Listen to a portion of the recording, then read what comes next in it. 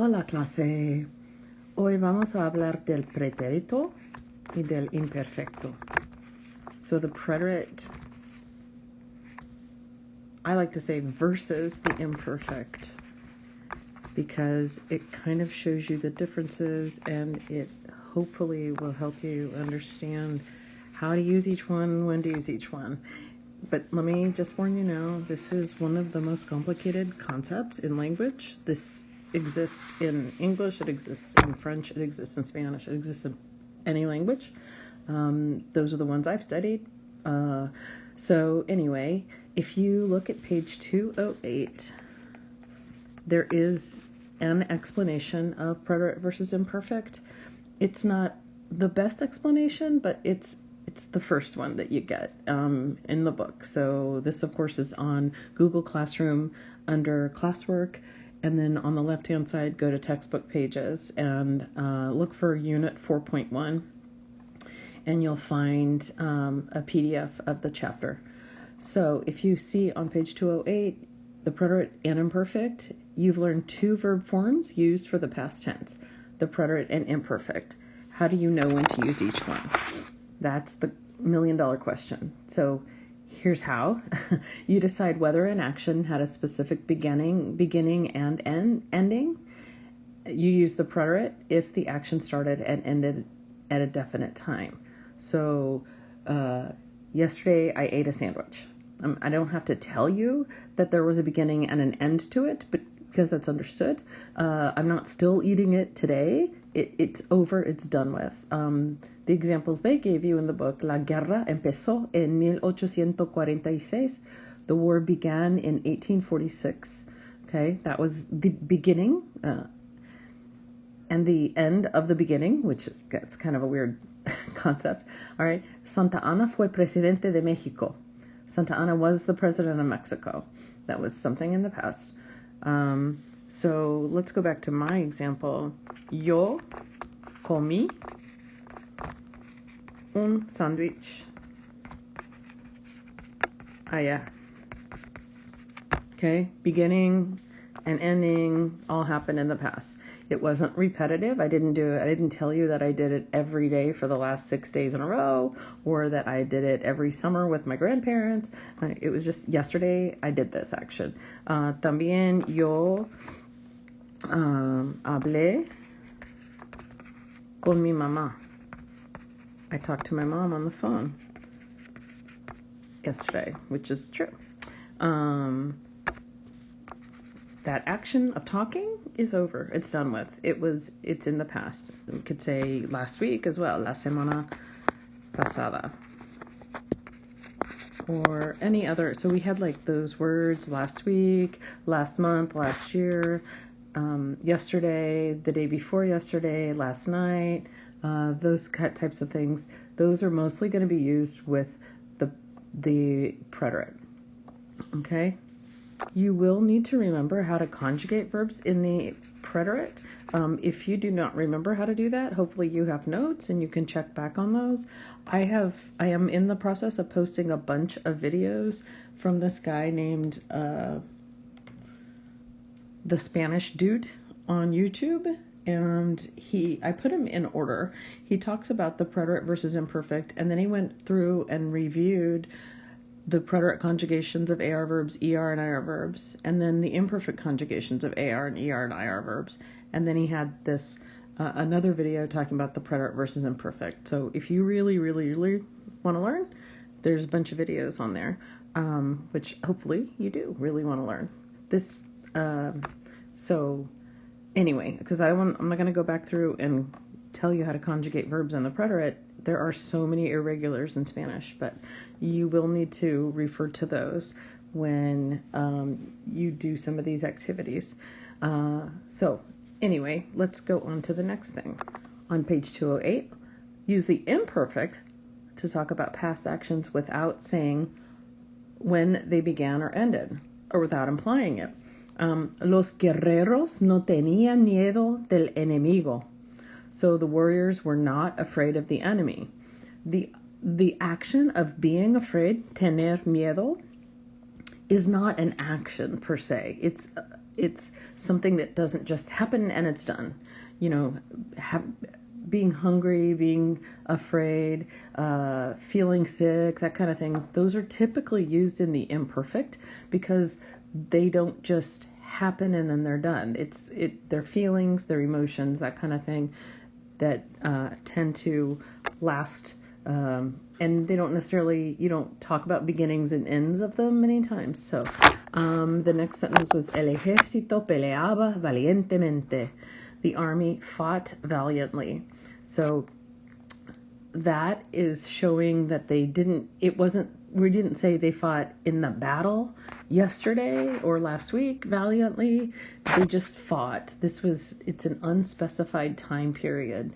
So this is where it gets murky because you're like, well, fought, that's a past tense. That's the imperfect. Or that's the preterite. It's like done and over with. But really, if you think about it, you're not talking about a one-time event. If it's over a period of time, it's the imperfect. The one-time event is the preterite. Okay, that always helped me at the beginning when I was learning how to do preterite versus imperfect. So let me write that down. One time, done, over with is preterite. And then continuous, past action, repeated. Oops, yeah, I'm going to start on the next line.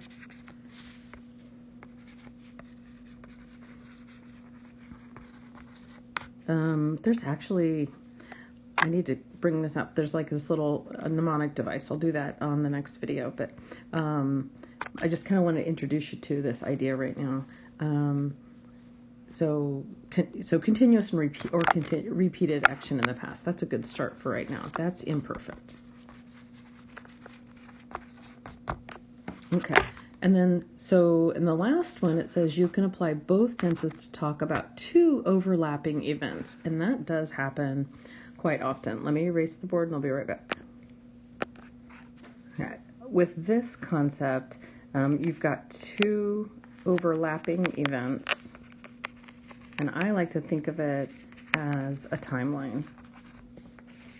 So you've got the action. And here's the end of the action. Well, so I was walking down the street when,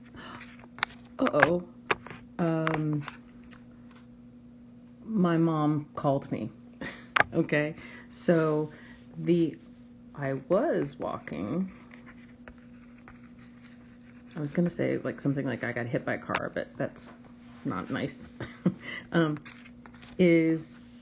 Have you figured it out yet? This is the imperfecto.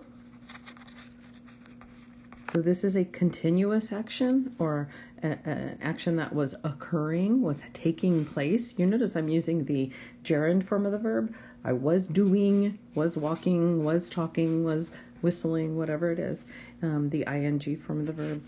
And then the action that took place is the preterite. So the definite action, and that's my mom called.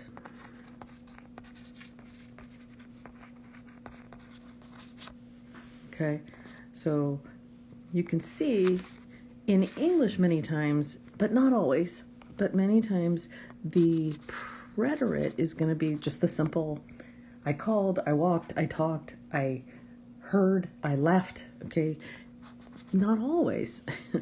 That's going to be the preterite, though. If it's a definite action that's done and over with.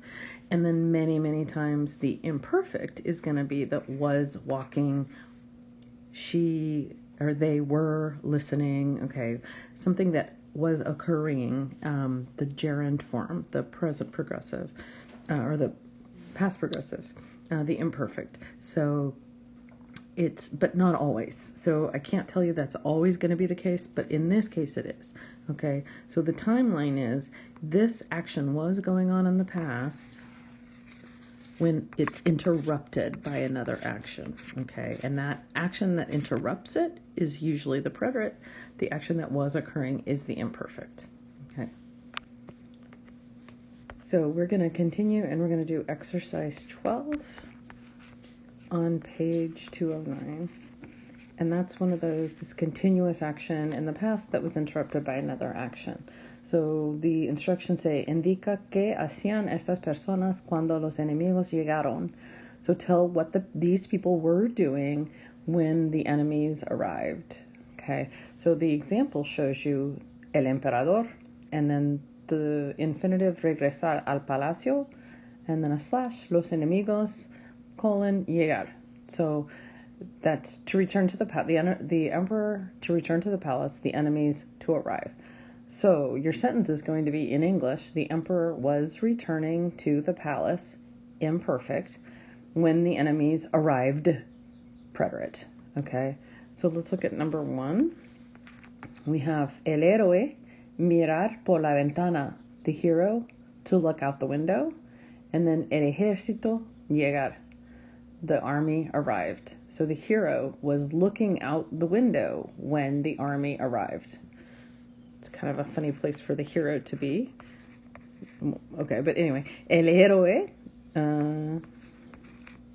so was looking out the window. This would be the imperfect. Do you remember how to do that? You take off the AR from mirar and add aba. Miraba por la ventana cuando el ejército arrived, preterite. The preterite endings for regular AR verbs, aste, o, amos, astes, aron, right? So the army, even though there's many people in it, it's a singular concept, it's a singular unit, so llegó. Okay, so what was happening? The hero was upstairs looking out the window, and bam, the army arrived. Okay, all right, dos. Los jóvenes bailar, la música terminar. So the young people to dance, the music to end. So what was happening when something else occurred? The young people were dancing when the music ended. So los jóvenes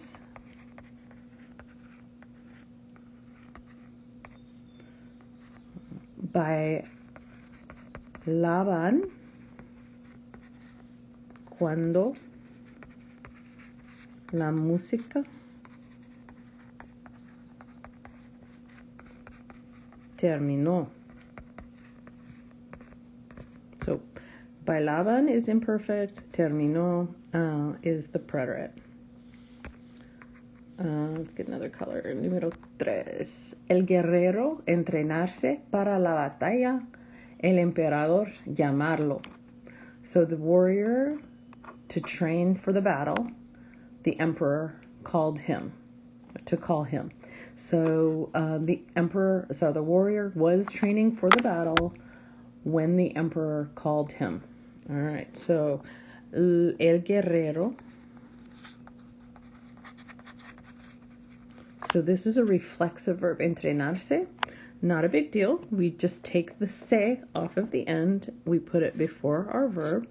And then we conjugate entrenar like a normal AR verb. Se entre, in the imperfect, of course, because he was training. He was in the process of it. Se entrenaba. Cuando? Who? El emperador.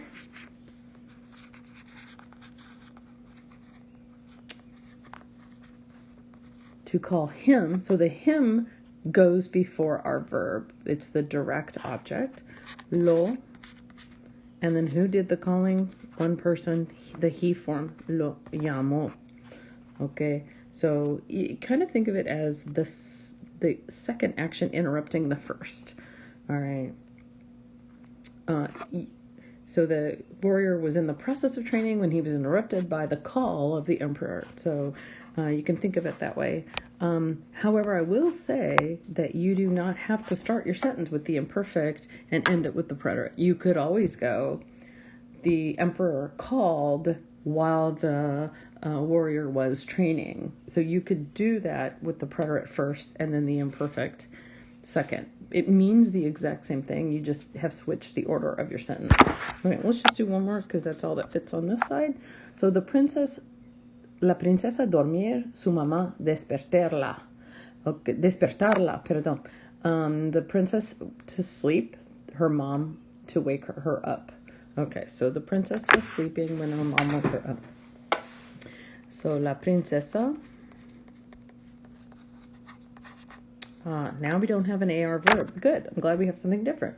So was sleeping is take off the IR and add, do you remember? Ella dormía cuando su mamá. And then the her goes before your verb, la. And the verb to wake up is despertar. It's an AR verb.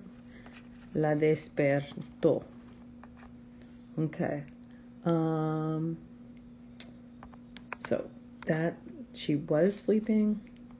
That was the continuous action. And then she was woken up. That's the preterite. Okay. All right, I'm going to end this because it's already 16 minutes long, but hopefully this helps a little bit. Let me know if you don't understand. This is just the beginning. Trust me, there's a whole bunch more.